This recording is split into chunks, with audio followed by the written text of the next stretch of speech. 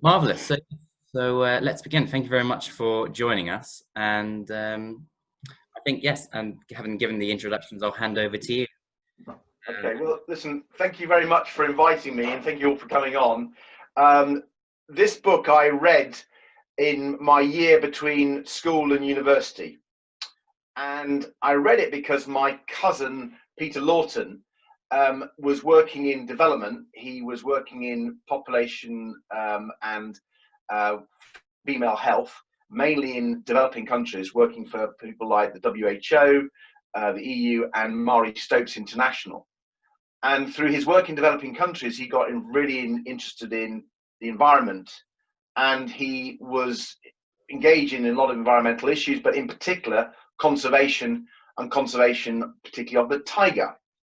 And Peter was a big influence in my life. I lost my dad when I was 4, and so he was one of the sort of male people I looked up to, and he suggested I read a few books, and this is the one I read. And having a quick skim read of it now, it feels a bit dated. Let's remember, by the time the next general election, this will be 40 years old, and this was written before the Cold War had ended, with the Iron Curtain coming down. He talks just here with the word software in inverted commas. The internet was not in common use. Smartphones and so on had not been around. So it's a very, very different age.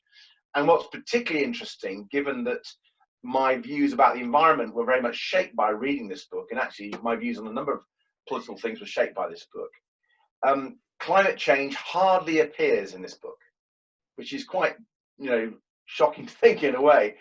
Jonathon Porritt has released a book earlier this year, which I'm about to read, called Hope in Hell, A Decade to Confront the Climate Emergency.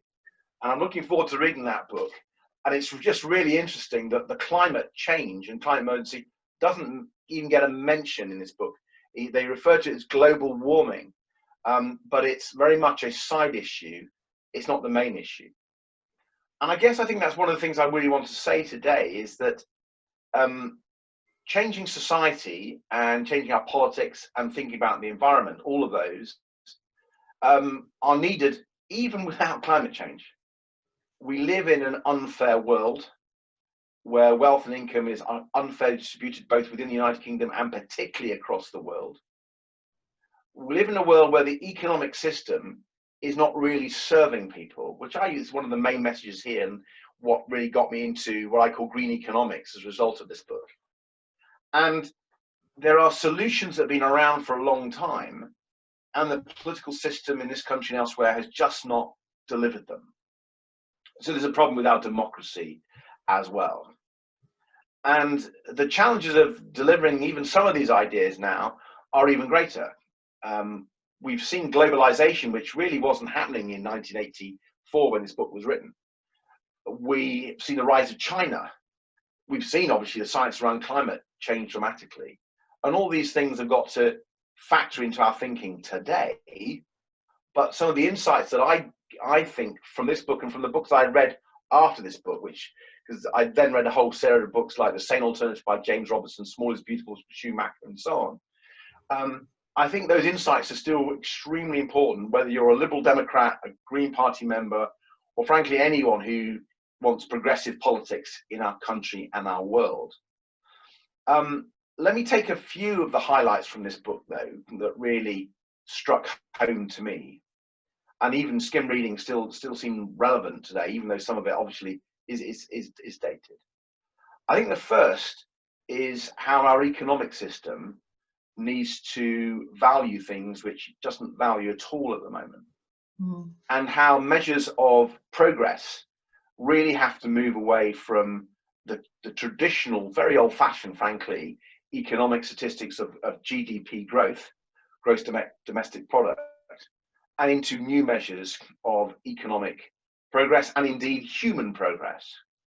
And Jonathon touches in this book, but since then there's been a lot of debate both within the traditional economic sphere of the inadequacies of some of our traditional economic metrics, but the more wider, more radical sphere where we need to see other metrics, whether it's metrics around happiness or welfare, or well-being, which is what we're seeing now with it being taken up in New Zealand, and which Jo Swinson and I began to work on when she became leader.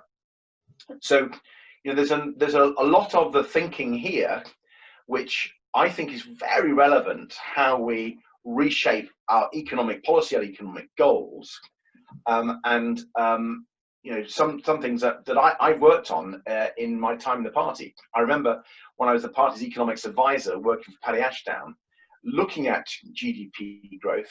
We brought over to London to a press conference back in, I think, 1990, 1991, a Dutch economist who'd adjusted GDP to reduce the impact of things that are actually negative, because GDP records negative, including pollution, and as a good.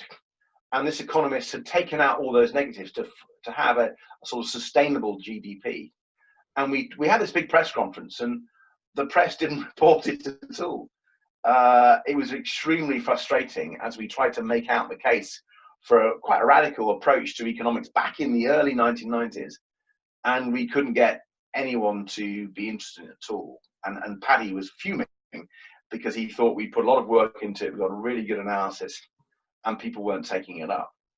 I think actually now there's more of a market for it. So it's taking nearly 40 years, but I still think we need to focus in on those quite radical ideas, even though they've been around a long time.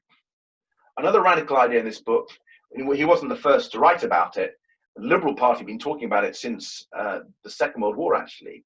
And that's, he calls it a minimum income guarantee, minimum income scheme. We've been talking in the leadership election and beyond about a universal basic income. Under Paddy, we called it a citizen's income.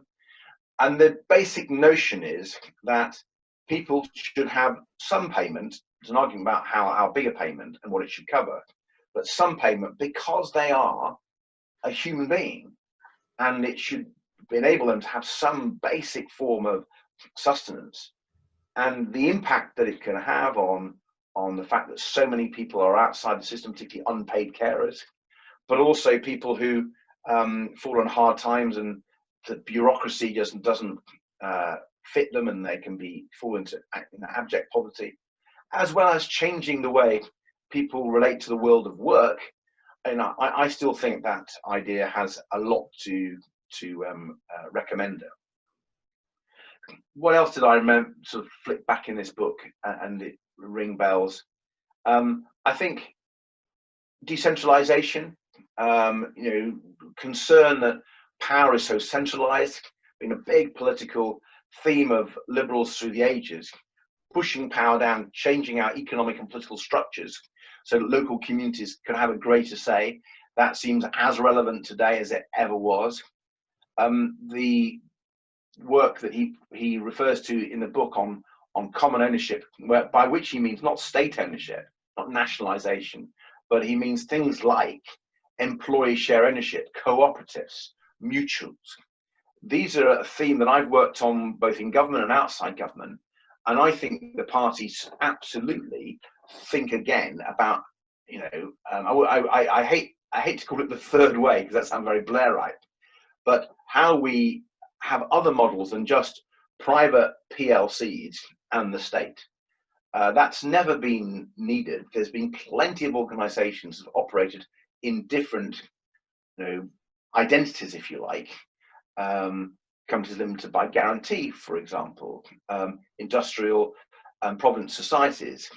Now we have the community investment companies, the KICs.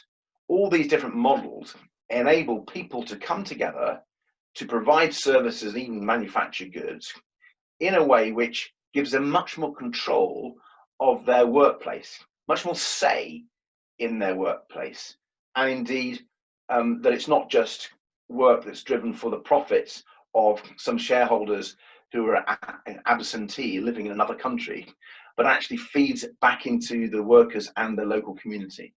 I've always found that a very attractive notion. I think this concept of industrial democracy, some people would call it, but I think a greater share of the profits and a greater say of people in their workplace, I think that remains a very valid argument for today, probably even more so. So again, a theme that he talks about in this book, which I still think is very relevant to our modern political discourse. The other thing that's very interesting, and you have to excuse me, just enjoying myself and reflecting of the years that have gone on since I first read this book as a very young man. There's a debate in this book about whether the party that he was a member of at this time, called the Ecology Party, should change its name and become the Green Party. And now that might sound odd to some people listening, but there wasn't a Green Party in 1984. It was the Ecology Party. And that particularly takes me down memory lane, because I went up to university in 1985, having read this book in my year out when I was traveling and hitchhiking and doing a whole range of different fun things, mainly around Europe. And the first thing I did when I went to Freshers' Fair was I joined a group called the Student Ecology Group. The Student Ecology, it wasn't linked to the Ecology Party, but there was about 5 of us, and we were all interested in the environment and different ways of organizing society and green economics and so on. And I very soon became a sort of the lead member of this student ecology group. And I radically proposed that we changed our name to Green Action. And we did. And we started some campaigning. This might not sound very radical to you, but we were campaigning for recycling newspapers, which wasn't much recycling back in the mid-80s. And I was leading a group of students to campaign for that. Then we campaigned against potholes, which we said were bad for cyclists and prevented people cycling. And we had a whole session on green economics. We had a whole range of people coming to talk to us about how, if you look at green economics, looking in a very different way, you can organize society in a very way that promotes prosperity and development, absolutely, but has a very different feel to it in terms of the way policy is made and the outcomes of that policy, and how it incorporates issues of sustainability and social justice, which is, I think, so crucial and has always remained so. It's actually quite a radical book. I wouldn't say I agree with absolutely everything in it, and some of it has dated quite significantly, and there are new problems and new challenges for our world today. But it rings so many bells for me, and I still see echoes of what I say today in the words of Jonathon Porritt back in 1984. So I don't know what you made of it. It might have been a bit of a culture shock for some of you, given it's from a politics book of some time ago. But I still think it's got some relevant insights, even though it clearly needs updating. And Jonathon Porritt hasn't asked me to sell this book, but I'm looking forward to reading that, because I think that's the updated version.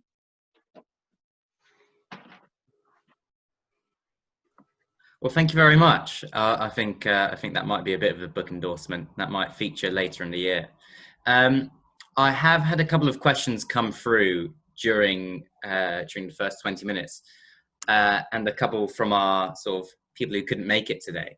So you've touched on the crossover between liberal and sort of seeing liberal and seeing green, and you did say this book almost made you join the Green Party. So the question that's come in is, why did you become an MP, and why did you become a Lib Dem one rather than a Green one? It's a very good question. I seriously thought of joining the Green Party while I was at university.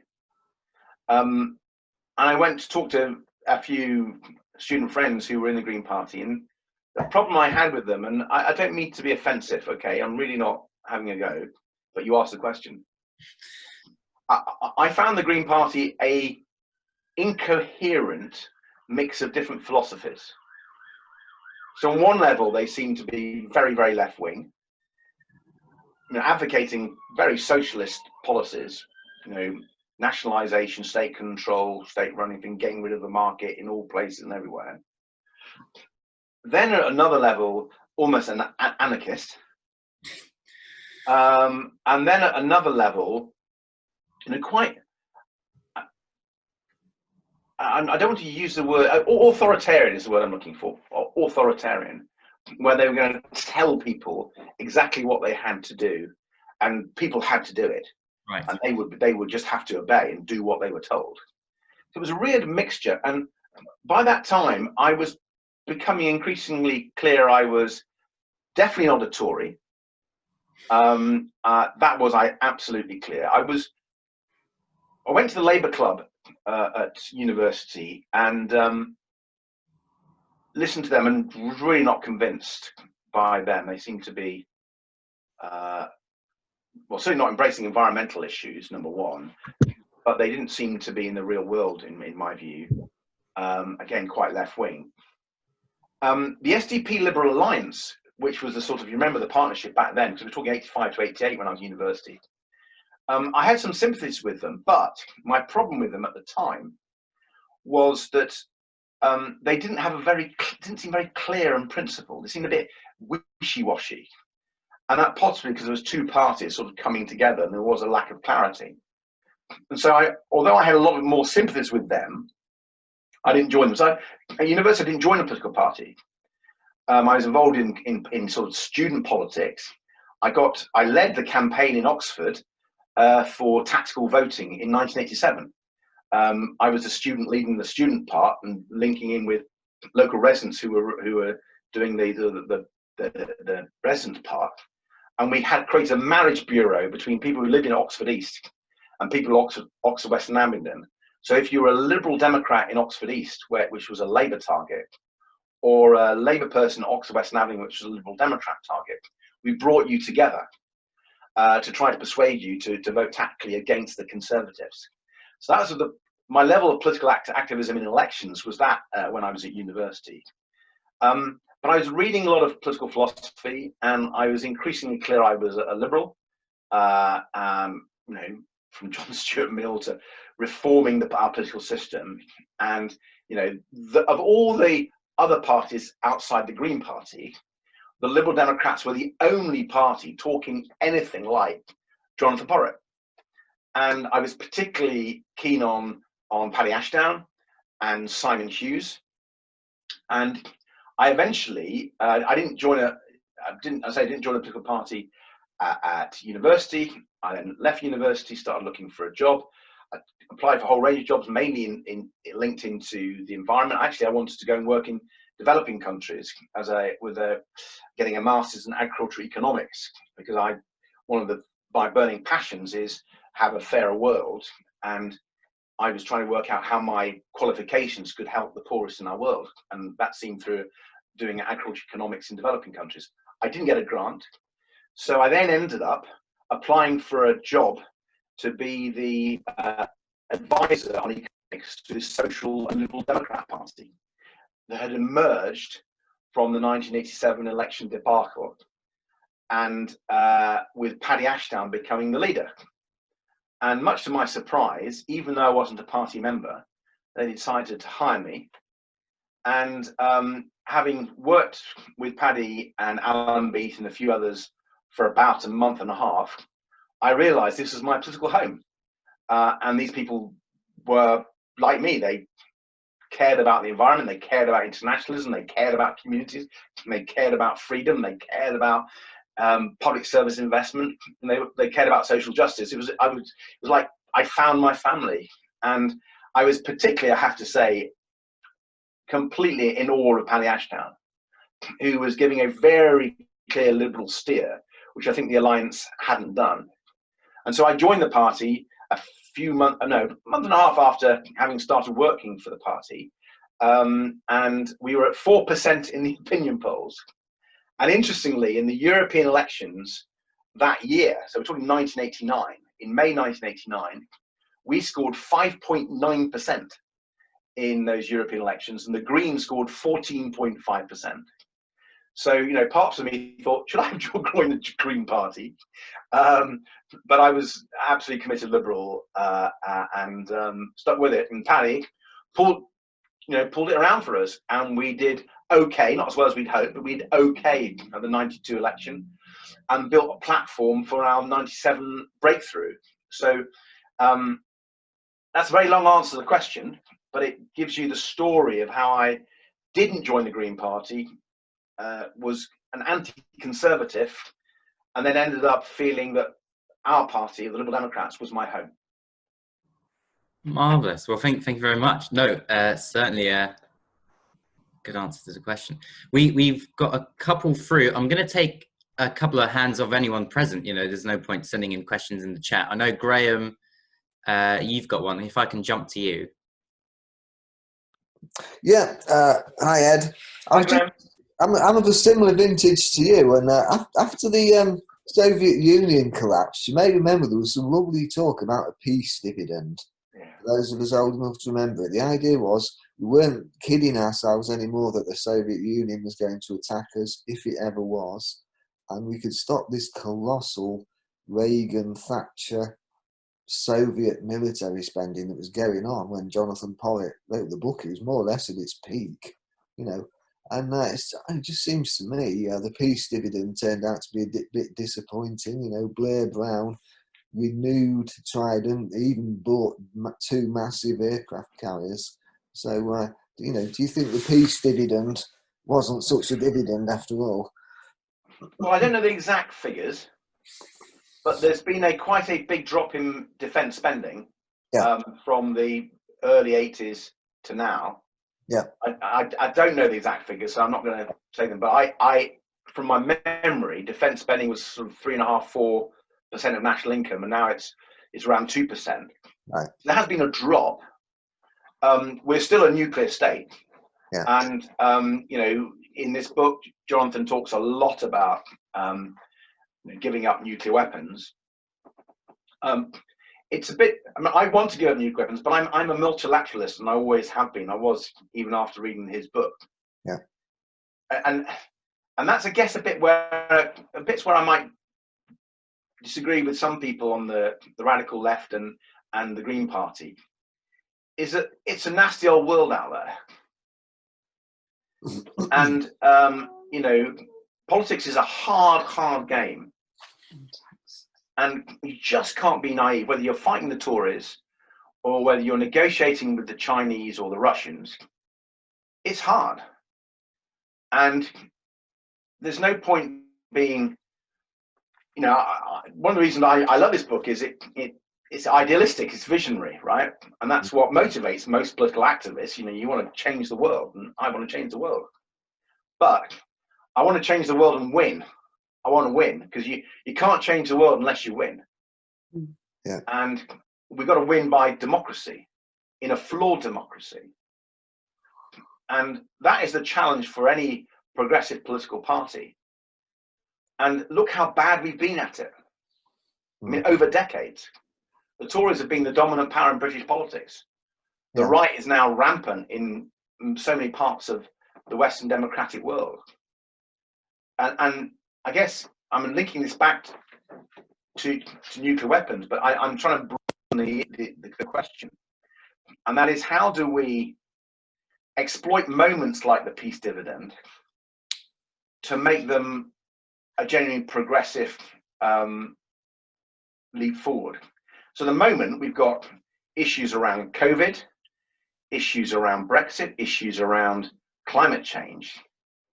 And the challenge for progressives is, how do we take that moment and ensure that we shape the future that comes from those challenges, and not the right?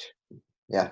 And the real worry at the moment, I mean, I'm going way off your question, I'm sorry. No, that's okay.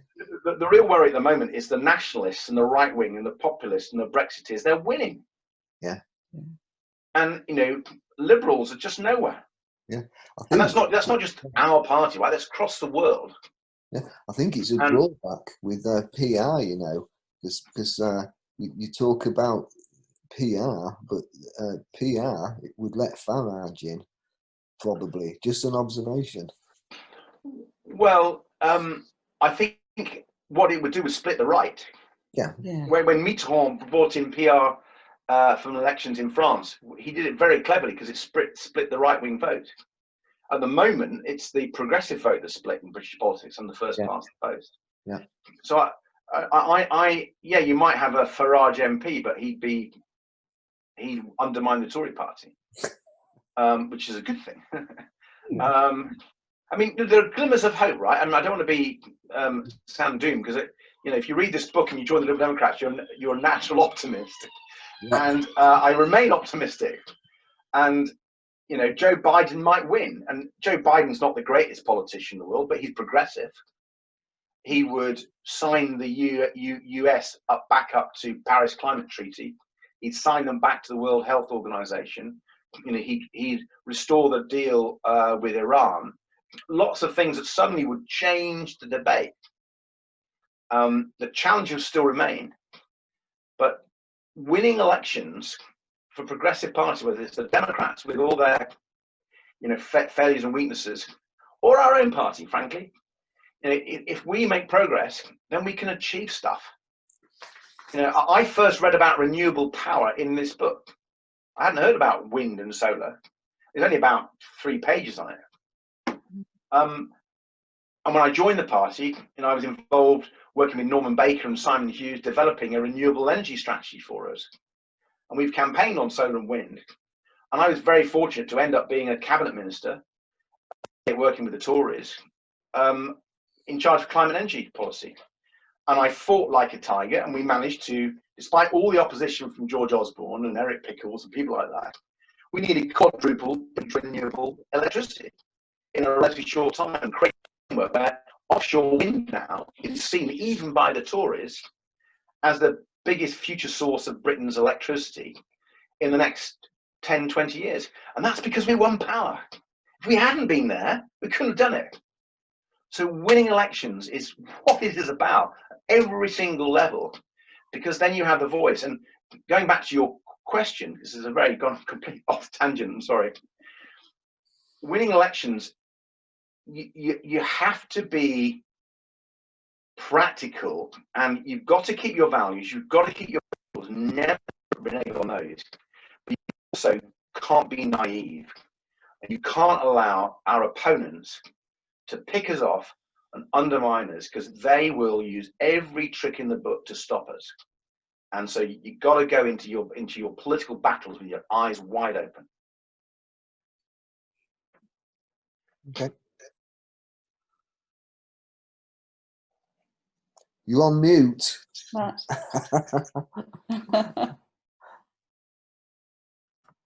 Sorry, I was taking a round of questions there, and I didn't want the keyboard to be tapping away. So we've got, if I could go to Diana and then John in that order, please.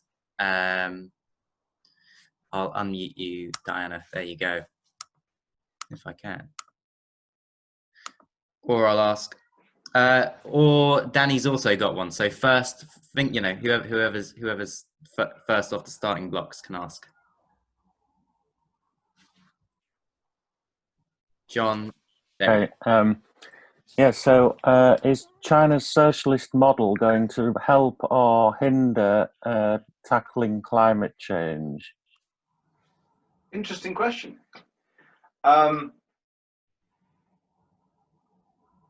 China has moved quite dramatically towards renewable power and is closing coal down. Not everywhere. But you would have not believed 5 years ago, certainly 10 years ago, the change in the energy mix in China. It is still the world's most polluting country, 1 billion plus people, with manufacturing a lot of the world's goods. So it's really where the climate change battle is at.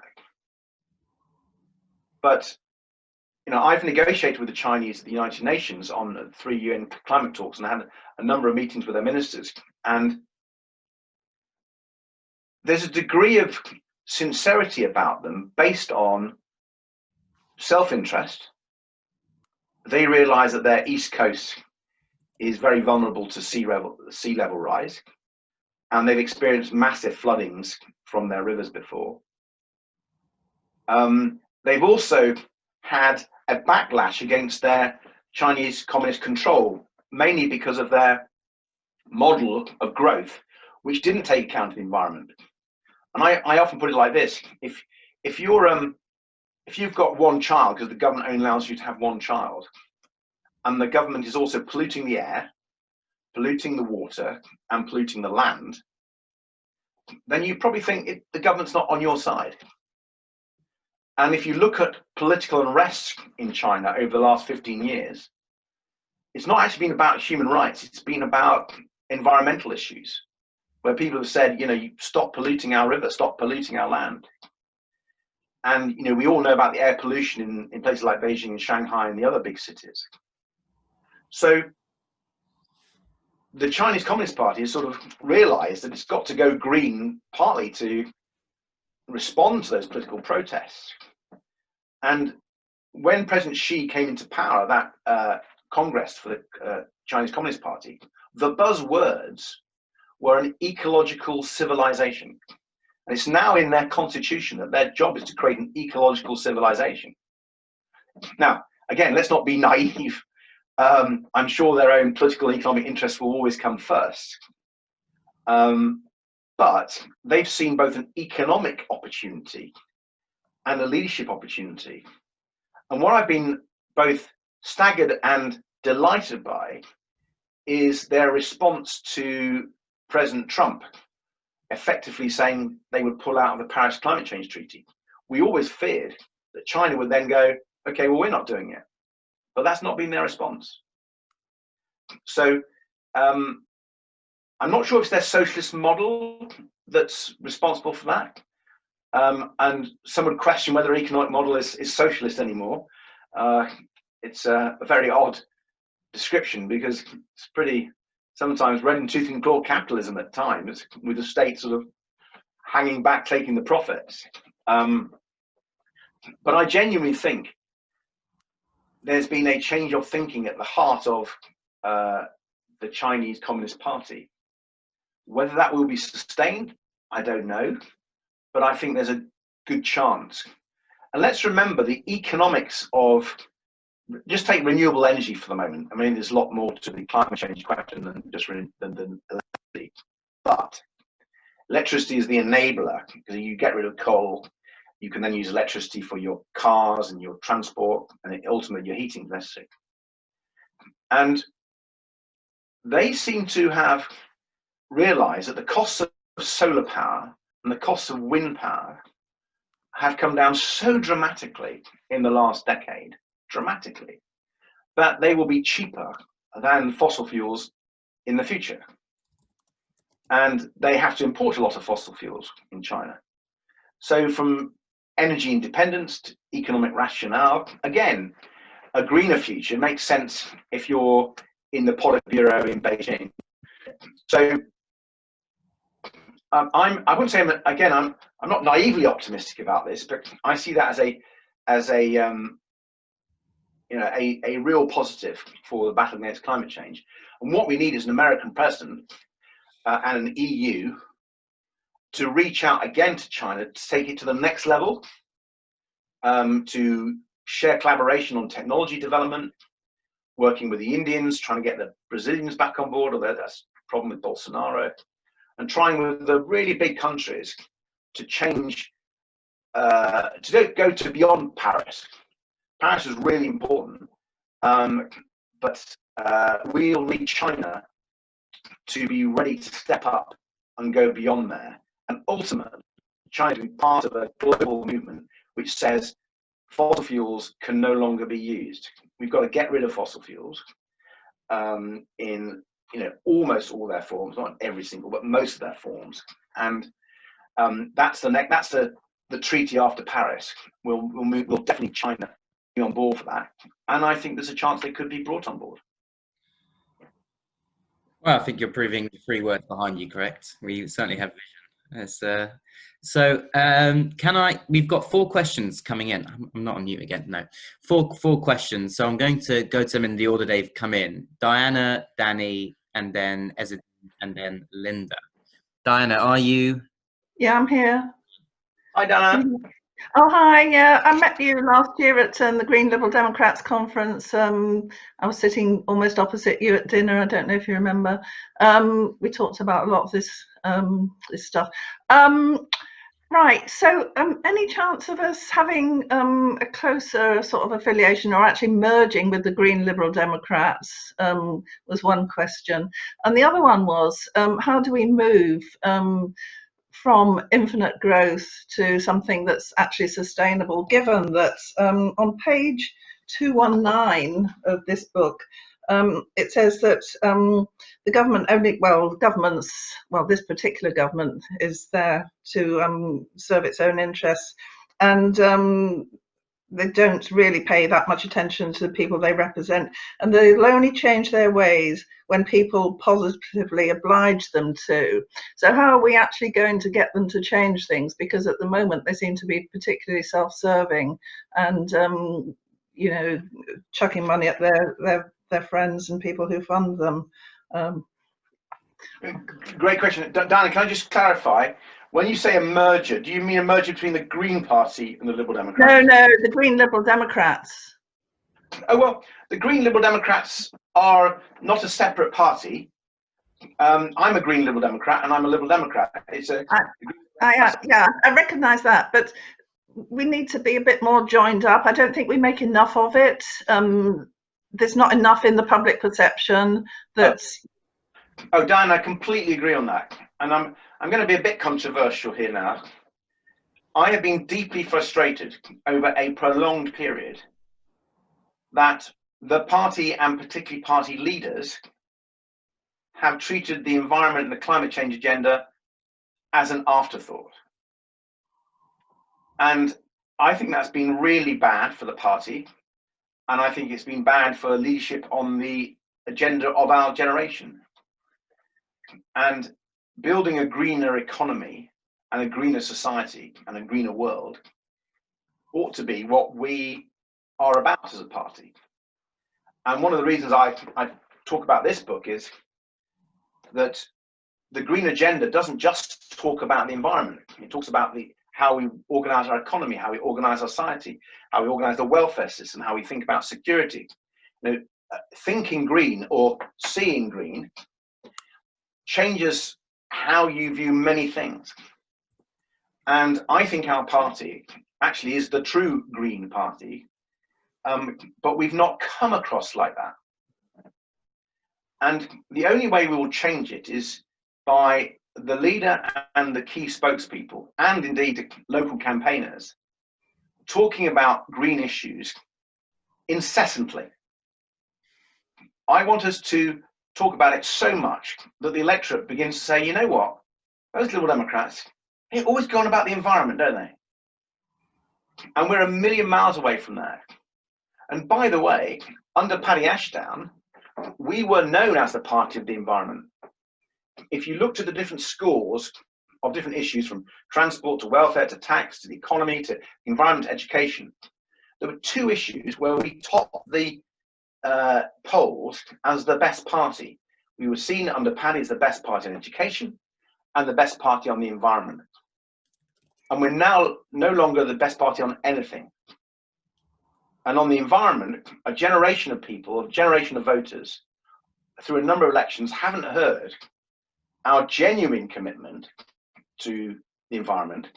And given I think we have the best record of any party on the climate change, I think that's very sad. So, Diana, you know, I don't want to this be a leadership issue, but for me, this is number one. We have to get it through. And you can relate it to things like jobs, things like business. Indeed, you have to. So it needs to be something we talk about the whole time. Your point about infinite growth is, again, very well made.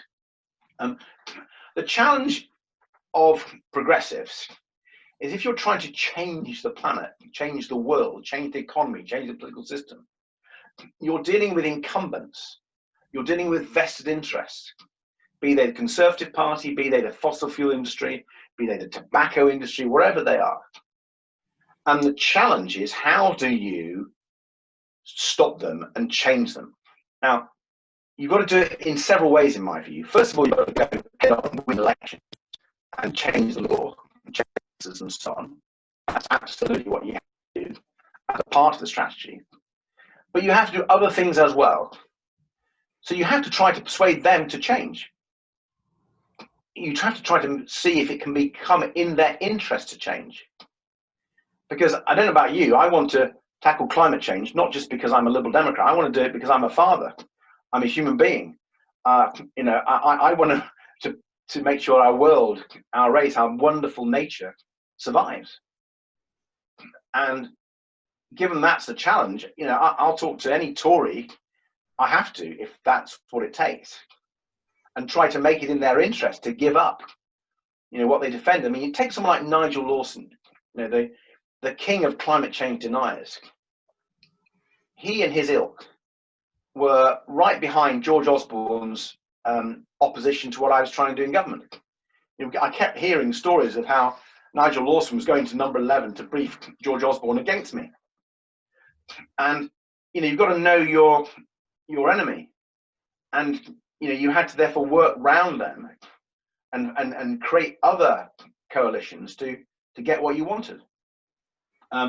So again, it's about not being naive. It's about being wise and experienced and thinking through how you get to your goal and stop the vested interests stopping you. And ultimately, what I want to change, as I said earlier, to change the metrics and the measures of success. GDP growth is a very bad measure of success. It always has been. Going back to my work with Paddy back in the early 90s, it was a bad measure then, it's a bad measure now. And we're seeing, Jacinda Ardern in New Zealand bringing in measurements of well-being. And those measurements are being used to allocate money from the national budget. And by using different measurements of what are you trying to achieve as a government, not just infinite growth, but sustainable growth, sustainable prosperity, which protects the planet and meets humans' needs. And by bringing this measurement of well-being, guess what they've done? They've invested a lot more money in mental health. Is that surprising? We know how mental health can, completely undermine people's well-being and the well-being of their friends and family. And we've championed mental health as Liberal Democrats. I'm really proud of people like Norman Lamb for what they've done. But imagine if we had a metric of government success and policy which forced the country, any government, to invest more in mental health. And you've seen New Zealand, they've invested a lot more in dealing with domestic violence, because there's a lot of people who are very unhappy because they suffer domestic violence. So changing the metrics and the measures are really important long term to get away from this model, which is like the hamster in the spinning wheel. Well, thank you. I hope that answers that question. I'm going to jump to Danny. The queue is getting longer as it gets shorter as well. I'll try and keep my answers short. Try and keep mine quick as well. I totally agree with you, Ed, about how we need to be seen like we used to be as a party who's really strong in the environment. And I know you very kindly came and spoke at our very first public meeting in Cornwall about the environment as well. And annoyingly, our MP is a climate change denier, so it's something I'm very passionate about.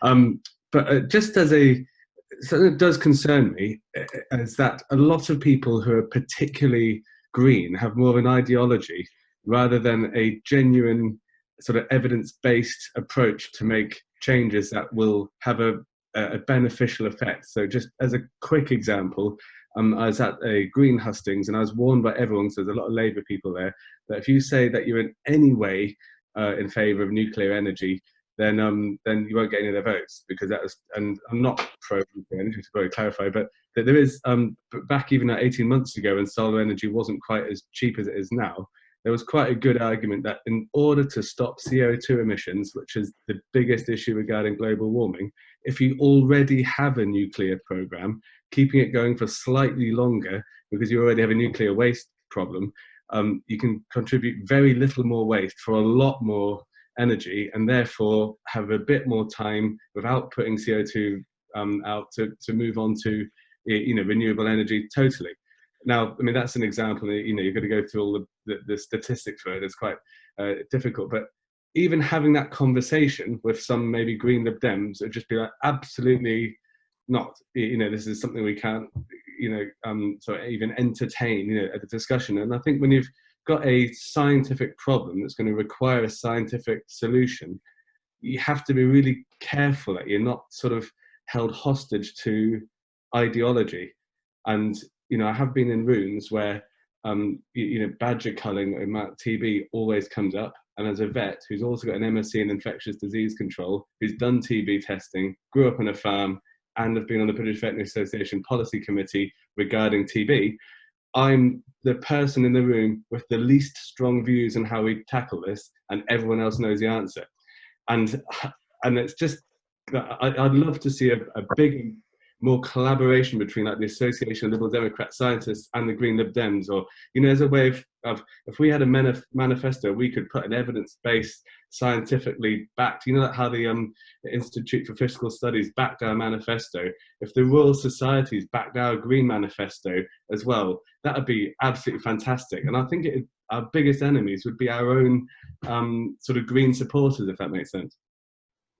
Danny, you've just described why I'm a Liberal Democrat and not a member of the Green Party or the Labour Party. I believe in progressive policies. I'm sure they do too. But I want them to happen.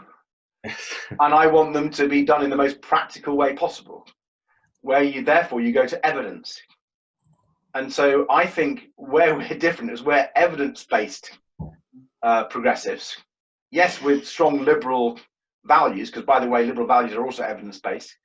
But that is the big difference. And to take your particular question on nuclear energy, you've only got to look at Germany, where Die Grüne, as part of a coalition government, forced the closure of existing nuclear power plants in Germany before the renewable alternatives had been built.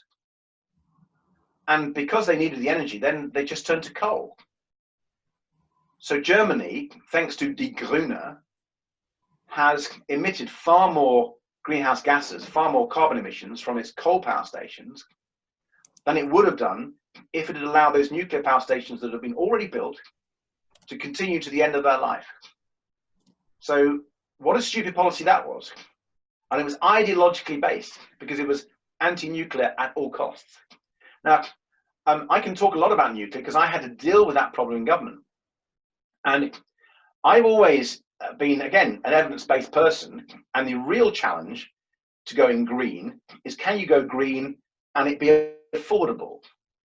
And when I became Secretary of State in 2012, the estimated cost of nuclear power was about £100 per megawatt hour per unit of electricity. The estimated cost of offshore wind was £160. And the estimated cost of gas was about 50. So I was trying to work out, well, what do I do? As a committed renewable supporter, I was desperate to get the price of renewables down. And all my efforts, working with my officials, was to do that.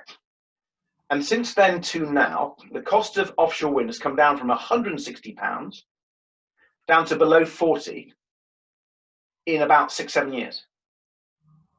So offshore wind is now the cheapest large-scale form of electricity production in the country, thanks to Liberal Democrat policies, based on evidence, based on partnership with the private sector, based on bringing in market forces, competition, and innovation. Nuclear has hardly come down in price. Could probably do it for about 90 or 80, but it's still twice the price now of offshore wind. And although I had to engage in the debate around Hinkley Point C, and I was doing that at a time when nuclear was going to be the cheaper form of zero carbon energy, so again, evidence-based, I was just determined to make sure nuclear paid its fair price, its real price. Yeah. Because nuclear has to pay the price of nuclear decommissioning, nuclear waste management, and the risk of overruns and going over budget, which has been inherent in the nuclear industry. So I ensured that the price at Hinkley Point C incorporated all those costs. And by doing that, you show the real cost of nuclear, and it's very expensive. And the British government, under the Tories, who desperately want nuclear, have been struggling with the implications of what I did as Secretary of State by being far more transparent about the real costs of nuclear power. And so that speaks to what you're saying, Danny. If we as a party aren't ideological, but say, okay, we've got to go green, we've got to tackle climate change. What is the most effective way of doing it? Now, we have shown through evidence, through good policy, that renewables are the cheapest way of doing it, not nuclear. But back in 2012, 2013, when I was in the hot seat, that wasn't clear at all. And I had to make some very difficult judgments, holding off people in our party who said, you can't do anything on nuclear. Whereas holding off the Tories who said, you can't do anything on renewables, they're too expensive. So I was holding off people in our party, the Tories, and trying to fashion a way through. And we did it. And we needed quadruple renewable power. And the case for nuclear power is now basically gone. So you only achieve that by being practical and being evidence-based. So I completely agree with you. Yeah, that was amazing work you did there, and I think it's one of the biggest lasting legacies of the coalition is the fact that our energy policy changed the way it has. So, thank you. There are some other unspoken heroes who I should mention. There's a guy called Chris Nicholson, who I've known for years. He was my special advisor. Chris Hume did some good work, obviously before me, and we got lots of advice from the party. And some fantastic civil servants, and frankly, some private investors and some private companies who really rose to the challenge. So I'd single out Dong. That was their old name. It was the Danish power company. They now call themselves Ørsted, and they really went ahead of the game, and were prepared to take risks that others weren't prepared to take. So there's a big story about how we achieved it. But I believe if Liberal Democrats weren't in power then, we wouldn't have achieved it. No, we would have had our PM being on a husky sleigh ride. Yes. I'm going to push a little bit for time, as I know you couldn't really be busier, Ed. So I'm going to jump to Ezadine, if we can jump to you, please. Hello. I'll try and keep it quick. But it was. Thank you very much for recommending it. It was a fantastic book, and I think for someone who was wavering about what the purpose of the Lib Dems are at this stage after the last general election, it definitely gave me a new impetus about that. Excellent. So I think I want to focus on. So just to put it in context, my question. I'm from the West Country. I was an organizer here in the last election. There's a bit earlier in the book where he talks about the comparison of the Green movement with the eruption of Protestant movements in the 17th century, which I found very interesting because it was those Protestant movements that are very much the backbone of the Liberal Party in the Southwest. So I can very much see how this book takes you towards being green or towards being liberal. But I think there's my question. What I found most refreshing, I mean, I can ask lots of detailed questions, but like this outstanding thing from it is what was refreshing was exactly the thing you highlighted, that it doesn't talk about climate change. It's the seeing green perspective is much more different and radical than just, listen, we're going to die if we don't solve this, so let's just solve this climate change problem. And the things he highlights are problems, with the way that we think about rural areas, the way we think about communities, etc. Those all would resonate massively here, but for everyone here, it takes them towards voting conservative. Or not everyone here, but those anxieties are very much incredibly salient. Everyone agrees climate change is a problem. Like I haven't met that many climate change deniers on doorsteps, but it's not the priority that their community and the decline of rural community, etc. is. And so you touch on this, like you touched this on earlier, where you talk about, I wouldn't want, we have to be careful that this, that this narrative doesn't get captured by the right and so on. But I guess as somebody who's been following politics for a while and been actively involved in the last general election and everything I do hear about being green is about climate change. And there's relatively little about this other stuff, but it's this other stuff which seems to me to be really powerful and to tap into what we need to get the voters back here to come back to us and, for a better society in the future. And so you talked about talking a lot about climate change and becoming the part of climate change. Do you have any thoughts about that, which is about, this whole specific issue of climate change is sort of maybe covering these other issues which are really the salient ones? Listen, thank you for that question. That's really, really on the money. one of the advantages of the climate change agenda is you can take it away from the Green Party. And, you know, I've got friends in the Green Party and I like some of their thinking. I've talked about, you know, thinking about joining many years ago. But for me, they're getting in the way of some political success for us in some areas. And if you just talk about green, you're sort of playing to them. When you talk about climate, you can grab it back for us. So I still think the climate is got to be a key part of our narrative. Having said that, your point is that seeing green, it's almost like a philosophy, it's an outlook, it's an approach. And it envisages things like I talked about earlier, decentralization, communities, social justice, well-being. And we don't necessarily have to say they are green policies or they're environmental policies. It's just an approach to the world you want in the future. It's a sort of vision. What is the Liberal Democrat vision? And so, you know, I've talked about a fairer society and a more caring country. And I think they're green issues.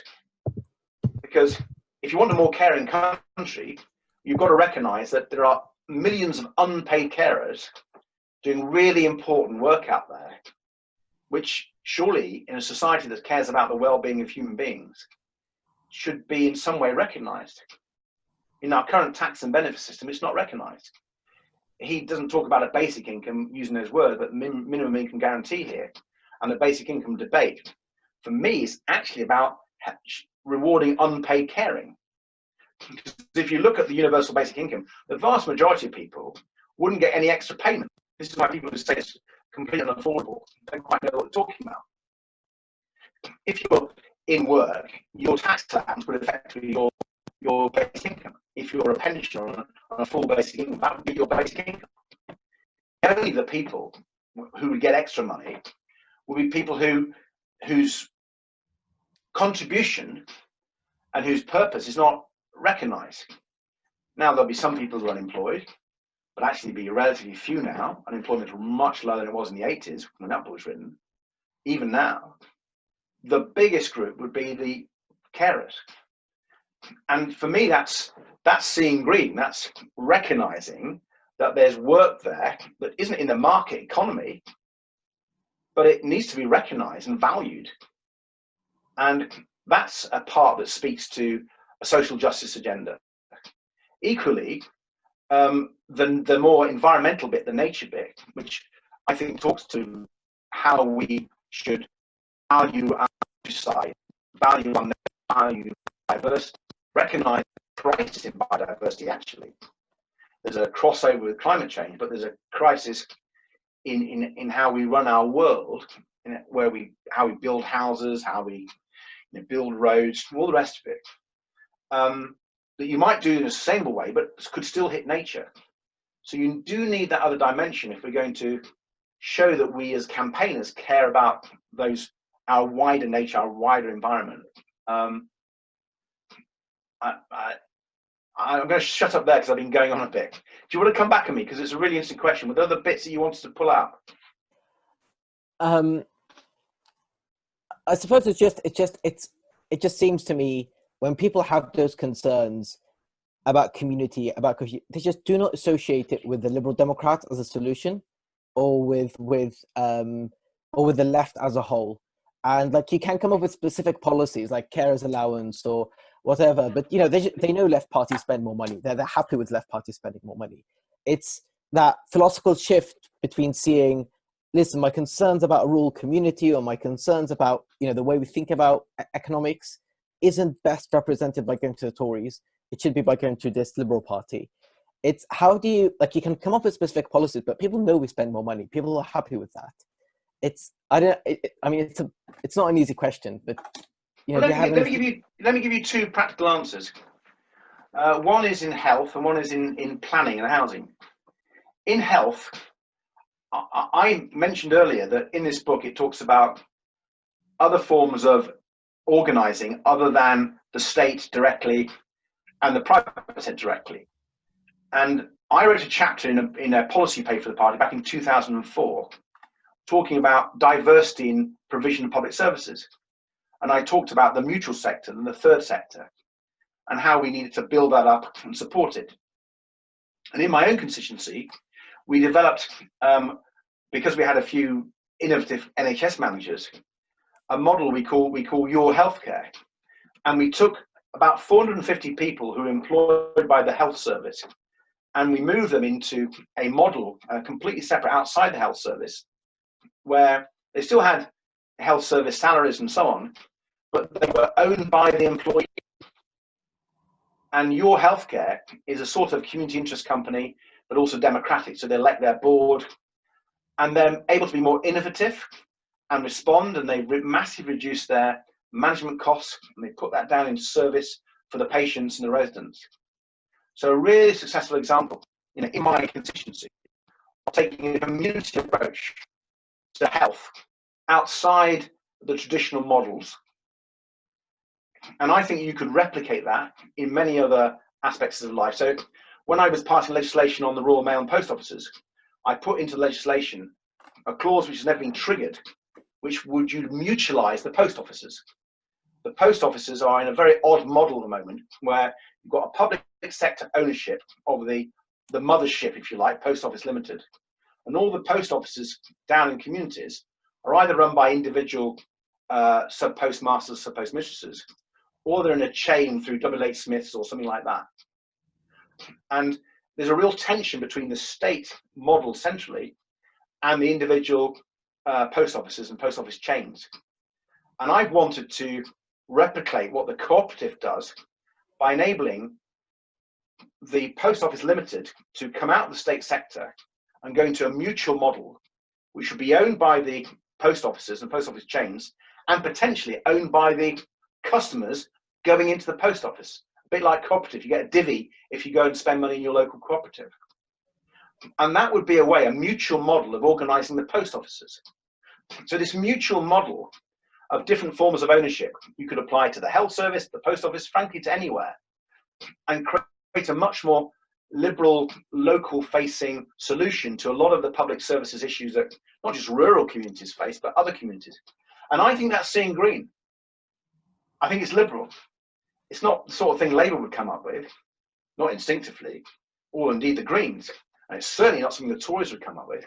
And I want us to be distinctive on these sorts of ideas. And in planning, I mentioned planning. Look at the latest Tory reforms on planning, and they're just outrageous. I think it's a huge opportunity for us in local communities, be they rural or urban, to say, look, these guys don't represent you. They're going to take away your voice. It's the reverse of what Liberal Democrats are about. We're about giving more power to communities and allowing them to, take control, to use a phrase. The Tories are completely the reverse. They have a developer's charter. So I absolutely take your point that I think in recent years, we haven't got over the fact that we are community politicians. There used to be a big movement in the party that's still there, but it's not as noisy as it needs to be, called community politics. And the Liberal Party back in the early 70s got into a whole, almost an ideology of community politics, where we got involved in local communities and built up our local government base. And if you look about what community politics really means, it's not just about winning seats at local elections, important though that is. It's also about a different way of doing politics, a different way of organising society. And to me, that's seeing green. Thank you very much. Oh, brilliant. I'm certainly learning a lot here. Can I jump to, I think we might jump in with, just before we go to Linda, I think I might jump in, throw a harder question at you first. So sort of just advertise our session in October. So we've got Peter McFadden, who took over the town council in Frome, throwing out all the Lib Dem town council, and he's coming with his book Flat Pack Democracy. He says independents are the way forward, and ideology, especially Liberal, Green, Labour, Conservative, has no place in local elections. Somebody brought this book to me for the book club and tried to convince me to stand as an independent here in Hull. So, and his question for the book club is, in local politics, what is the advantage? For example, there is no place for ideology locally. You know, Lib Dem versus Labour on cycle lanes or planning was his view. So what is the advantage of having a Lib Dem councillor ideologically? How is it better for local residents than being an independent? Well, independents can play a role. They normally play the best role when the local parties have lost their way. Yeah. Where the local parties aren't doing a good job. So there is always a need in any democracy for the incumbents, including Liberal Democrats, to be challenged by other people. But I don't think it's a great way of organizing local politics or local democracy for a number of reasons. First of all, my experience of independence, and we have quite a lot in the area I come from. We have just over the, not in Kingston, but just over the boundaries in places like Elmbridge and East and Walton and Epsom and Ewell, residents associations. They become groups that don't have any clarity in what they're really about because they don't have a set of values. And you know, you can have a good local councillor for their ward, you know, doing a good job on cycle lanes or whatever it is. But in terms of this is the way we want to take the council, the town council, the borough council, the county council, whatever. There's a set of values that we're applying to all the different issues. And particularly this issue, the issue you don't know yet. So it's all very well, independents saying, well, you know, we will listen to people. But what are the values they will bring to the question that's not yet been asked? Because politics is always throwing up a new issue, a new challenge, something we've not encountered before. So how will an independent group go about that? If you've got no values and principles, can you trust them? How can the voters hold them to account and say, well, you were Liberal Democrats, you should have approached this by consulting people, by involving people, by thinking about sustainability and so on. If it's independent, what values are you going to apply to this issue that wasn't an issue at the local election? So I think values are really important. I think they're also important for signalling to voters. You know, we're in a bubble, right? Even independents are in a bubble of community activism and people, a group of people who really care about what's going on. The sad reality is that most of the time, a lot of people aren't that bothered. As long as things are all right in their life and things are okay outside their front door, in their immediate vicinity, they're not really that bothered. And they'll let the politicians get on with it. That's a weakness of democracy, but it's true. And the question is, when they come to an election, how do they know who to choose? If there's a set of independents, you're really asking them to really engage with the manifesto of a whole set of individual people. If there's a political party who are known for a set of values, then that gives a signal to the voters to give a view of, yeah, this is the sort of party who will do this sort of thing. So I'm really not convinced that independents have a very important role to play other than holding us to account when we fail. All right, well, thank you very much. I think I look forward to seeing what we get back when I propose that view in a couple of months' time. I'm going to jump to Linda, who's got a question about toxic household products. And then I think we will move to wrapping up because we've covered a few questions, sort of two in one. But no, thank you. Please, Linda. Oh, hi Ed. Hi, Linda. Just a quick question. The Green Lib Dems were really disappointed not to have their, what we thought was quite radical motion turned down for conference. That included proposing a carbon tax, and we now find that the Tories are actually proposing a carbon tax. So what are your thoughts on maybe a toxicity tax? As we know, a lot of products that people use are very toxic to the earth, and one of the key messages from Seeing Green is that we should be looking after the earth and everything that we do to it. Well, Linda, thank you very much for that. Let me put on the table, I have nothing to do with the choices of motions at conference. Oh, I know. So I wasn't involved in that. However, the toxicity tax, I mean, sometimes taxes are the wrong tool for something that's toxic. Something that's toxic may need to be banned outright, verboten. No, can't have it. Because toxicity isn't an absolute thing. It can be something completely absolute. So take CFCs. We had many years ago now, 20 years ago, we had rules to get rid of CFCs because they were so damaging to the climate. And it was a ban, it wasn't a tax. And the way we cleared up sulfur dioxide emissions, which were causing acid rain, which interestingly, Jonathon Porritt was writing about acid rain causing a problem from our power stations in Scandinavia. And since he wrote that problem has been largely solved because they passed regulations and laws that you had to fit filters and so on to stop that. So now effectively a ban in allowing anyone to emit those sorts of pollutants. So sometimes the best way to deal with toxic substances is completely ban them. If they're really that bad, we shouldn't be allowing them at all. Then there's of course a sort of range of other things that have different levels of toxicity. And let's talk about greenhouse gas emissions. If we were to ban greenhouse gas emissions overnight, well, the whole world would close basically.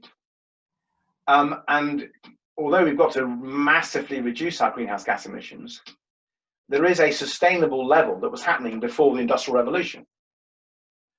So again, we've got to not through a ban, through incentives, regulations, a whole range of different things to tackle climate change. And I could think of other things. Take plastic. Now, what do we do about plastic? Do we ban plastic? Well, probably not. Do we first use single-use plastic? Yeah, probably we do. But we don't ban plastic as a whole. So I'm being a bit evidence-based and practical, Linda. I think you have to deal with a specific issue and work out A, its level of toxicity, and B, the best way to either get rid of it totally if it has to be got rid of urgently, or how you phase it out. Another example of a successful environmental policy, which actually we lobbied the Tories back years ago and they eventually acted on it. You remember we used to have leaded petrol? And there was increasing evidence that lead in petrol was being very damaging to people's health. It was entering their brains and making them ill and behave badly. And they used a big tax incentive to persuade people to move from leaded to unleaded. And that switch from leaded petrol to unleaded petrol happened within relatively short time. And it was using a tax signal. And it just changed the way manufacturers manufactured vehicles. And the question is, how do we do that to get rid of the internal combustion engine and petrol and diesel cars, which we've got to get rid of at some stage? The current model that people are favouring, which I strongly support, is we have a date. And we say to car manufacturers, if you produce a diesel or petrol car after that date, you will not be allowed to sell it. It will be banned. But if you give them a long enough notice, you can get rid of those toxic vehicles. So again, it depends on the issue and depends on the toxin. But we as a that cares about the environment and tackling these things that pollute our world need to have ambitious policies. We need to be at the forefront of arguing for policies that will clean up our world. And we should not be afraid to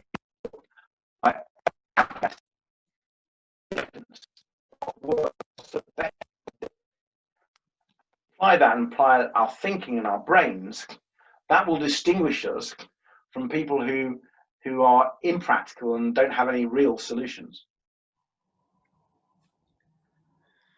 Well, I think if I can jump in, I think on behalf of all of us, thank you very much for joining us today. I think we will start to wrap up. If anyone wants to hang on afterwards, we can talk a bit more. But you know, the rest of us aren't fighting a leadership election. So thank you very much for joining us. You're very welcome. Thanks for inviting me along. I'll tell you what, when I eventually get round to reading this, I can come and talk about this one. Oh, well, that is very generous. It might be a little while yet. We'll certainly hold you to that. My question for anyone who wants to hang around is, I wonder if there are any secret guides amongst us. I won't make you answer that, Ed. You know, but no, thank you very much. Good luck. Thank you. I'm sure if you really message me their messages of good luck. So goodbye and thank you. Okay, take care. Cheers. Bye-bye. Bye-bye.